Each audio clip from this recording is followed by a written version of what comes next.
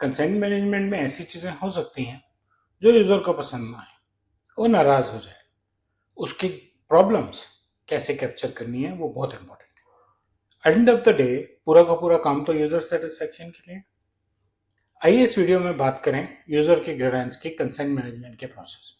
मेरे YouTube channel पे आपका स्वागत है, जिस पे आप रोज प्रिवेसी पे नया कंटेंट देखते हैं। और जैसा कि मैंने कहा, आज हम बात करने वाले हैं कंसेंट मैनेजमेंट में यूज़र की ग्रीवेंसेस के बारे में। किस टाइप की कंप्लेंट्स आ सकती हैं, कैसे कंसर्न्स रेज हो सकते हैं एक यूज़र के लिए जब वो कंसेंट के पोर्टल पे काम कर रहा है, जब वो आपको कंसेंट देने या रिवोक करने की कोशिश कर रहा है। उसका कंसेंट रजिस्टर नहीं हुआ या रिफ्लेक्ट नहीं हो रहा।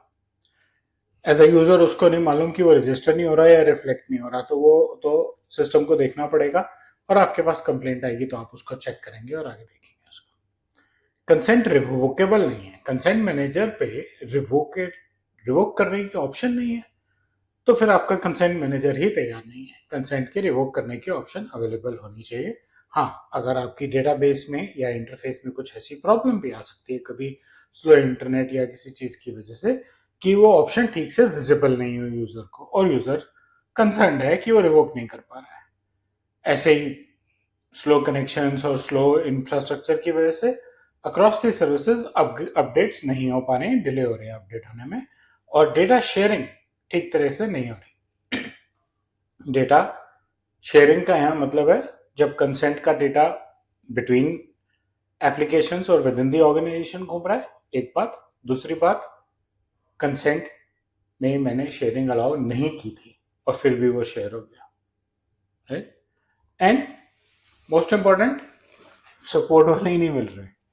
ऐसे तो बहुत मुश्किल है कि सपोर्ट वाले ना मिले, लेकिन ये भी एक कंसर्न हो सकता है कंसेंट मैनेजमेंट के केस में। कंसेंट मैनेजर की रिस्पॉन्सिबिलिटीज क्या है उसकी, ये रिस्पॉन्सिबिलिटीज हम पूरे कंसेंट मैनेजमेंट की बात नहीं कर रहे, सिर्फ ग्रीवेंस के एंड से।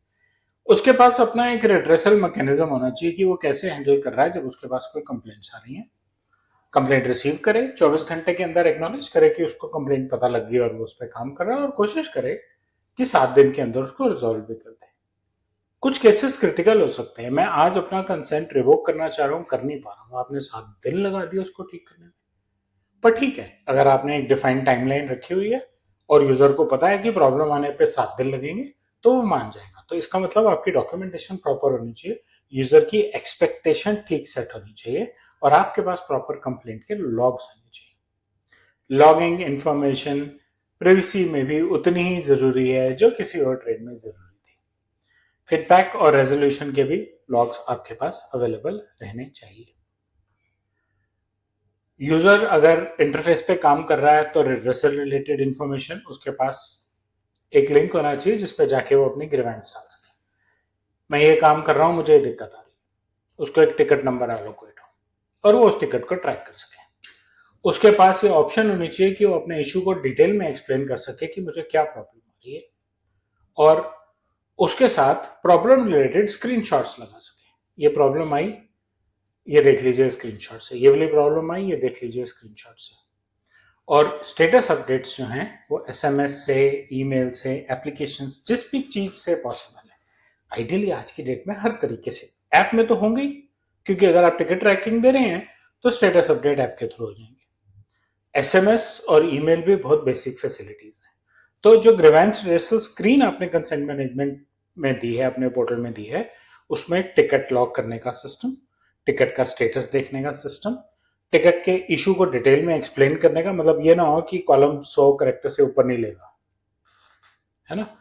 और स्क्रीनशॉट्स या कोई भी और अटैचमेंट लगाना चाहें वो लगाने का सिस्टम होना चाहिए। और टिकट के स्टेटस चेंज पे, क्लोजर पे, फीडबैक पे एसएमएस, ईमेल और ऐप बेस्ड अलर्ट्स होने चाहिए। और अगर यूजर सेटिस्फाइड नहीं है तो टिकटिंग मैकेनिज्म में एस्केलेशन मैट्रिक्स और उसके पास और क्या ऑप्शन है नेक्स्ट लेवल पे जाने के लिए, इसकी पूरी जानकारी होनी चाहिए।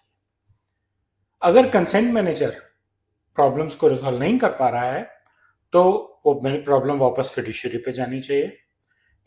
एक लॉजिकल कारण होना चाहिए कि प्रॉब्लम क्यों नहीं रिजॉल्व हो पा रही, ठीक है, कोई मेजर एस्केलेशन होनी चाहिए। तो ऐसी अनरिजॉल्व कंप्लेंट्स ऑटो फॉरवर्ड हो जानी चाहिए फिड्यूशियरी को पूरी डिटेल्स के साथ, और पेनल्टीज भी लग सकती हैं इसलिए लॉजिकल रीजन होना चाहिए कि वो रिजॉल्व क्यों नहीं हो पा रही। कंसेंट मैनेजर्स के पास अगर रिपीटेड कंप्लेंट्स होंगी और एक्सप्लेनेशन नहीं होगी तो डीलिस्टिंग भी हो सकती है, इसलिए कंसेंट मैनेजर को ध्यान रखना चाहिए। ऑडिट्स भी इन्वोक हो सकते हैं, ऐसा होता है हम गलती करते हैं तो ऑडिट होते हैं, ज्यादा गलतियां करते हैं तो ज्यादा ऑडिट होते हैं। तो लॉग्स भी रेडी रहने चाहिए हमेशा, कंप्लेंट्स के भी लॉग रजिस्टर, कौन सी कंप्लेंट कब आई, हमने क्या अटेंड किया, हमने कब एक्नॉलेज किया था, हमने क्या फीडबैक दिया, कस्टमर ने क्या रिस्पॉन्ड किया, हमने कैसे क्लोज किया, क्लोजर के बाद क्या फीडबैक आया, ये पूरी इंफॉर्मेशन कंप्लेंट्स की कंसेंट मैनेजमेंट में भी होनी चाहिए। सो ये तरीका है ग्रीवेंस रिड्रेसल का, अगर आप कंसेंट मैनेजमेंट से खुश नहीं है किसी भी डिसीजन के। मुझे उम्मीद है आपको ये कंटेंट अच्छा लगा होगा। पहले लाइक आइकन दबाएं, मेरे चैनल से सब्सक्राइब करें और अपना फीडबैक कमेंट सेक्शन में शेयर करें। धन्यवाद।